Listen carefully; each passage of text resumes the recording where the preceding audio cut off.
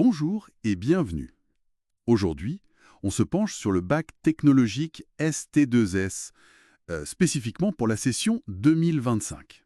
Oui, bonjour. On va essayer de clarifier un peu les choses, surtout concernant les épreuves clés. Exactement. Notre objectif, décrypter le calendrier et puis regarder de plus près la spécialité CBPH et le grand oral. On s'appuie sur les infos officielles du ministère, des guides et puis des sites que les lycéens connaissent bien. C'est ça. Comprendre le cadre, les attentes, c'est essentiel, surtout pour ces épreuves qui pèsent lourd. C'est crucial pour aborder ça sereinement. Alors allons-y, les dates, c'est souvent le premier point.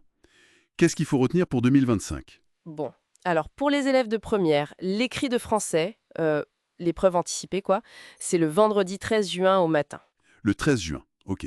Et pour les terminales ST2S? Pour eux, ça commence avec la philosophie le lundi 16 juin, le matin aussi, 8h-12h. Et ensuite, les spécialités s'enchaînent vite, non? Oui, attention, la CBPH, chimie, biologie et physiopathologie humaine, c'est dès le lendemain, mardi 17 juin, mais l'après-midi. 14h18, c'est ça. C'est ça, heure de Paris. Et le surlendemain, donc le mercredi 18 juin, toujours l'après-midi, c'est l'autre spé, STSS, sciences et techniques sanitaires et sociales. D'accord, un rythme assez dense, en effet. Oui, il faut être prêt. Et pour clore le tout, le grand oral. Alors, le grand oral, la période est fixée entre le lundi 23 juin et le mercredi 2 juillet. Mais là, c'est une convocation individuelle, donc chaque candidat recevra sa date précise. Très bien. Revenons sur l'épreuve de CBPH. Vous disiez qu'elle était importante. Ah oui, très importante. Le coefficient, il est de 16. 16. C'est énorme. C'est colossal, oui.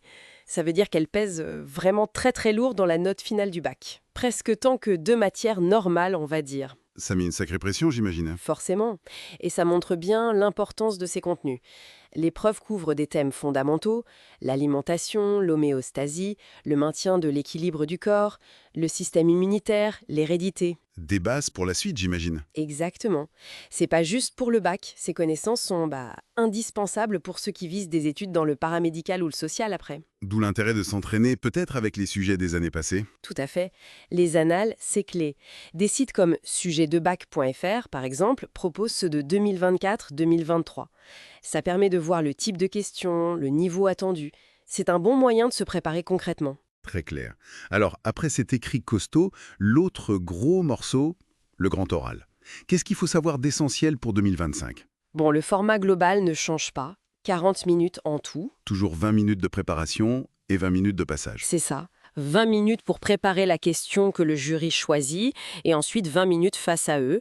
En général, ça se découpe en à peu près 10 minutes de présentation par le candidat. Et 10 minutes d'échange, de questions avec le jury. Voilà. Et là aussi, attention au coefficient, 14 en voie technologique. C'est significatif. Oui, 14, c'est pas neutre. Et le point important qui a changé récemment, on ne présente plus son projet d'orientation. C'est bien confirmé? Exactement. C'est le changement majeur depuis 2024. Le but, c'est vraiment de montrer qu'on maîtrise les savoirs, les connaissances acquises dans ces spécialités. Donc concrètement, comment ça se passe? Le candidat doit préparer 2 questions. Des questions qui s'appuient sur ses enseignements de spécialité, donc STSS et CBPH pour les ST2S. Elles peuvent même être transversales, croiser les 2 matières. D'accord. Et le jour J? Le jour J, le jury choisit l'une de ces 2 questions. Et ce jury est composé de 2 professeurs, dont un qui connaît bien la spécialité concernée par la question. Donc c'est vraiment une évaluation des connaissances et de la capacité à argumenter. Donc on n'est pas juste évalué sur sa capacité à bien parler, à être à l'aise. Non, c'est bien plus que ça. Bien sûr, la clarté de l'expression, l'aisance orale, ça compte, c'est important. Mais le fond est primordial. C'est-à-dire? Le jury va regarder la solidité de l'argumentation. Est-ce que les connaissances des spécialités sont bien mobilisées? Est-ce qu'elles sont pertinentes? Et puis la capacité à interagir, à répondre aux questions, à prendre un peu de recul. Comprendre le pourquoi des choses, pas juste réciter. C'est un peu ça, oui. Montrer qu'on a compris les enjeux derrière les concepts. C'est pour ça qu'il faut vraiment choisir des questions qui nous intéressent personnellement et qu'on maîtrise bien. Sinon, ça se voit vite pendant l'échange. Logique. Et pour se préparer à cet exercice un peu particulier, il y a des aides, des ressources. Oui, heureusement. On trouve pas mal de choses en ligne. Des guides en ligne, des fiches méthodes sur des sites comme terminal.fr ou Capitaine Study. Certaines plateformes éducatives, comme Nomade Éducation, proposent parfois des modules dédiés.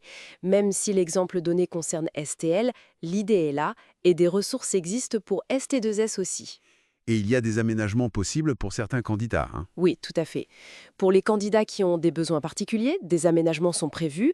Il faut se renseigner auprès de son établissement. Parfait. Donc, pour résumer rapidement, mi-juin 2025, gros focus sur les écrits de SP ST2S, surtout la CBPH, avec son énorme COEF 13. C'est ça.